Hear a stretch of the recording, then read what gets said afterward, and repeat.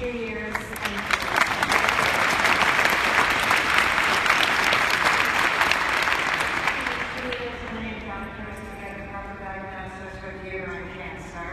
I always say I got these drugs more times than Roy Rogers. And I decided that, by the grace of God, I was still in stage 1. So I wanted to leverage my celebrity for the greater good.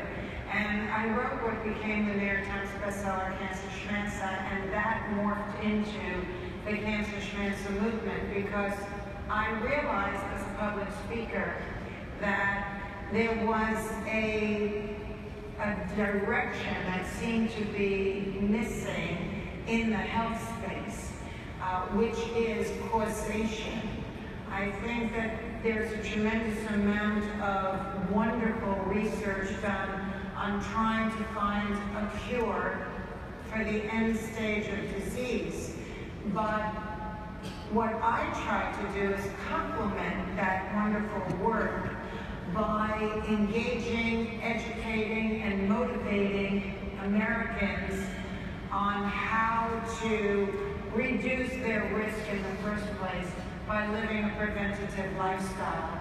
Because most cancers, as well as a whole host of other diseases, are more environmentally stimulated than genetic. And so instead of having a public that is so scared and impotent, wondering, when is it going to strike them, and what can I do? There's nothing I can do. There is something that we can all do, and that's detox our lives.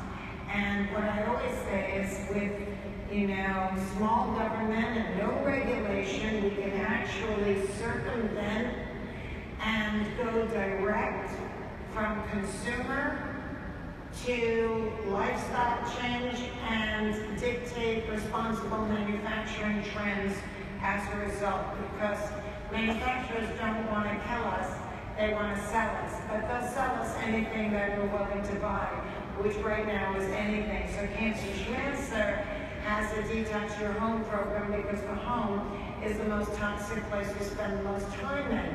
And even people that are in research, they themselves are at risk of getting sick, as are their families.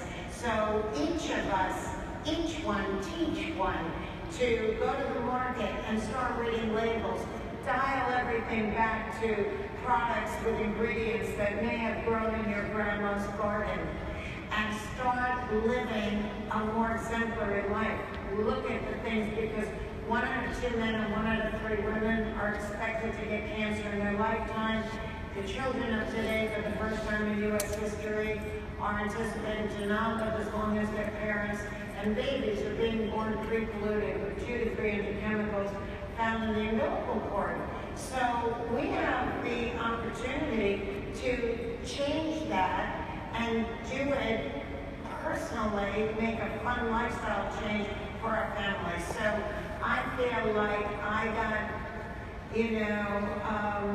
cancer. I don't wish it on anyone, but I am better for it because I have turned my pain into purpose and lemons into lemonade, and I'm coming through a porthole where I'm asking everybody as an individual to start asking the question, what is the causation?